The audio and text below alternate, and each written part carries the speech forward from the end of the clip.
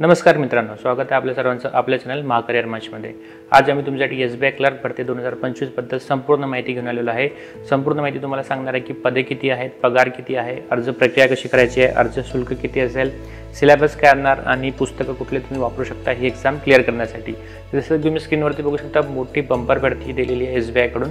5180 plus पदे आहेत आणि जर का आपण महाराष्ट्राबद्दल बोलू तर 700 प्लस पदे आहेत। तर जर का तुमचं ग्रॅज्युएशन कंप्लीट झालेलं आहे तर तुम्ही हा फॉर्म भरू शकता। व्हिडिओला शेवटपर्यंत नक्की बघा। चला तर मग सुरू करूया। तर जसं की तुम्ही स्क्रीनवरती बघू शकता, परीक्षेचं नाव आहे भारतीय स्टेट बँक लिपिक भरती। नोकरीचे ठिकाण हे भारतभर म्हणजेच की ऑल इंडिया लेवलवरती राहणार। रिक्त पदे तुम्ही बघू शकता की ज्युनियर असोसिएट लिपिक कस्टमर सपोर्ट व सेल्स असं या पोस्टचं नाव आहे। टोटल 5180 जागा आहेत आणि जर का तुम्ही महाराष्ट्रासाठी बघितलं तर 718 जागा आहेत टोटल। तर इथं तुम्हाला स्क्रीनवरती दिसत आहे की कॅटेगरी वाईज पण तुम्ही बघू शकता की जसं फॉर एक्झाम्पल SC असेल तर 47 जागा दिसतात तुम्हाला इथं। 42 ST साठी, OBC साठी 127, जनरलसाठी जर तुम्ही बघितलं तर 213 आणि टोटल 476 टोटल कॅटेगरी वाईज जागा आहेत। आणि इतर सुद्धा आहेत जे फिजिकली हँडिकॅप किंवा बॅकलॉग काही वॅकन्सीज आहेत ते जर सगळे टोटल आपण जर ॲड केल्या तर टोटल 718 जागा आहेत। तर खूप चांगल्या जागा आहेत महाराष्ट्रासाठी सुद्धा। नेक्स्ट आपण बघणार की वयोमर्यादा काय आहे, महत्त्वाच्या तारखा आणि शैक्षणिक पात्रता काय असेल। तर स्टार्ट करूया आपण वयोमर्यादापासून। तर 1 एप्रिल 2025 रोजी तुमचं वय 20 वर्ष असायला पाहिजे आणि मॅक्झिमम 28 वर्ष असायला पाहिजे जर का तुम्ही जनरलमधनं फॉर्म भरताय। तेच जर का तुम्ही कुठली कॅटेगरीमध्ये असाल तर OBC साठी 3 वर्ष, SC ST साठी 5 वर्ष, PWD साठी 10 वर्ष, PWD OBC साठी 13 वर्ष, SC ST PWD साठी 15 वर्ष। तर अशा प्रकारचं एज रिलॅक्शन इथं दिलेलं आहे। महत्त्वाच्या तारखा, तुमचं जर शेवटची तारीख आहे फॉर्म भरण्याची 26 ऑगस्ट 2025 पर्यंत आहे। तुमची पूर्वपरीक्षा ही सप्टेंबर 2025 मध्ये असणार। 7 दिवसा अगोदर तुम्हाला कॉल लेटर येऊन जाणार। सिमिलरली मुख्य परीक्षा तुमची नोव्हेंबर 2025 मध्ये असेल आणि डिसेंबरमध्ये तुमचं काही इंटरव्ह्यूज वगैरे होतील। इंटरव्ह्यूज नसतो याला, तर इन जनरल तुम्हाला डायरेक्टली ऑफर लेटर म्हणजे या एंडपर्यंत तुम्हाला या इयर एंडपर्यंत तुम्हाला येऊन जाणार। शैक्षणिक पात्रता जसं की मी सांगितलं, फक्त तुमच्याकडे फक्त कोणत्याही शाखेतील पदवीधर असणं तुम्ही आवश्यक आहे।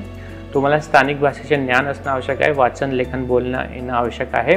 यासोबतच तुम्ही 10वी किंवा 12वीमध्ये तुमची जी स्थानिक भाषा आहे जसे की मराठी आहे त्याचं तुम्हाला सब्जेक्ट असणं कंपल्सरी आहे।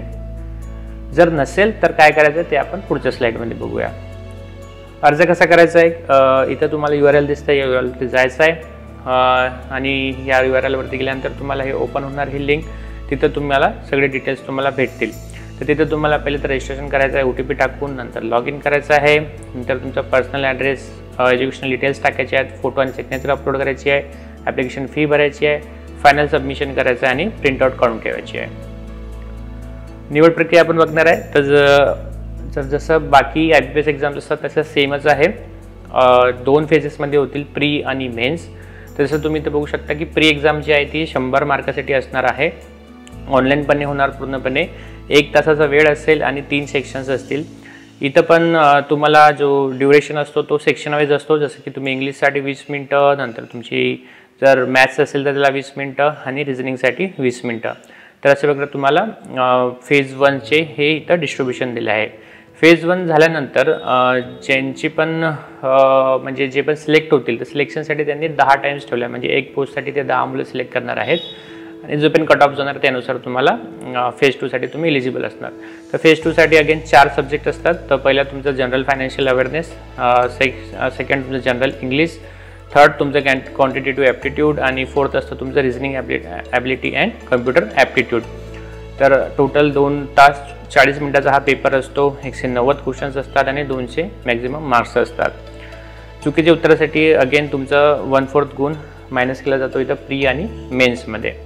तर जसं मी तुम्हाला आधी सांगितलं होतं की जर का तुम्हाला लोकल लँग्वेज तुमच्या 10वी किंवा 12वीमध्ये नसेल तर ही एक फेज 3 घेतात आणि फेज 3 फक्त त्याच लोकांसाठी राहणार आहे की फॉर एक्झाम्पल प्री आणि मेन क्लिअर झालेले आहेत।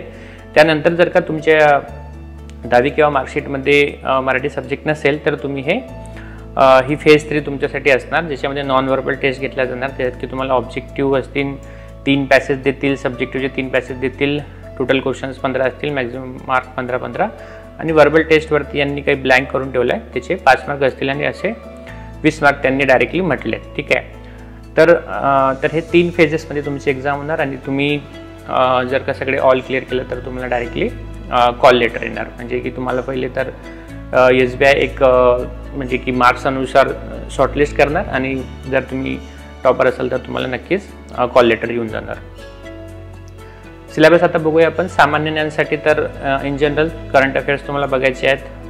बँकिंग आणि वित्तीय जागरूकता असणे खूप महत्त्वाचं आहे. भारतीय अर्थव्यवस्थेचं नॉलेज असणं आवश्यक आहे. नंतर इंग्रजी भाषामध्ये तुमचं व्याकरण येतो, व्होकॅब्युलरी येते, कॉम्प्रेशन येतात, पॅसेज येतो, सेंटेन्स अरेंजमेंट, एरर डिटेक्शन येतो. तसंच बुद्धिमत्ता जर बघितली आपण तर कोडिंग डिकोडिंग आहे तुमचं, सिल्गोझिम आहे, रक्तसंबंध, पॅटर्न दिशा आणि तर्कशास्त्री.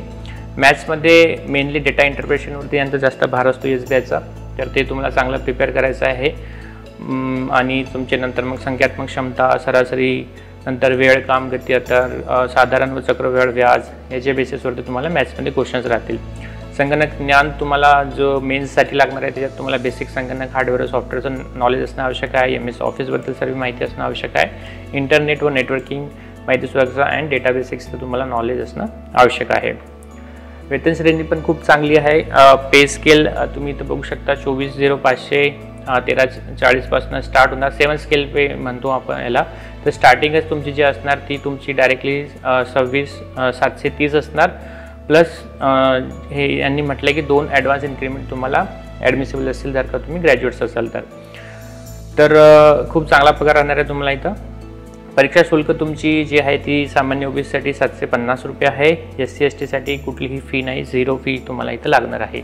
पुस्तकं तुम्ही क्वांटिटिव्ह मॅथ्ससाठी RS अगरवाल वापरू शकता, रिझनिंगसाठी अरिहंत पब्लिकेशन, इंग्लिश ग्रामरसाठी रेन अँड मार्टिन, इन्शुरन्सचं थोडीफार माहिती असणे गरजेचं आहे त्यासाठी तुम्ही किरण गाईड्स वापरू शकता, कम्प्युटर अवेअरनेस सोल्युशनचं बुक वापरू शकता आणि करंट अफेअर्सचं तुम्ही लास्ट 7 ते 8 मंथचा करंट अफेअर्सचा अभ्यास तुम्ही करू शकता. इथं तुम्हाला एक बुक पण दिसत आहे, प्रभाकर पब्लिकेशनचं हे बुक येते. फ्लिपकार्ट आणि ॲमेझॉनवरती तुम्हाला इझिली भेटून जाते. प्रॅक्टिस सेट्स इथं दिलेले असतात जुन्या जे पण एक्झाम झालेले आहेत तर ते तुम्ही यूज करून हे एक्झामचं प्रिपरेशन करू शकता. तर मित्रांनो ही सगळी माहिती होती SBI क्लर्क भरतीबद्दल. जर का तुम्हाला माहिती आवडली असेल तर व्हिडिओला लाईक करा, व्हिडिओला शेअर करा आणि चॅनलला सबस्क्राईबसुद्धा करा. धन्यवाद.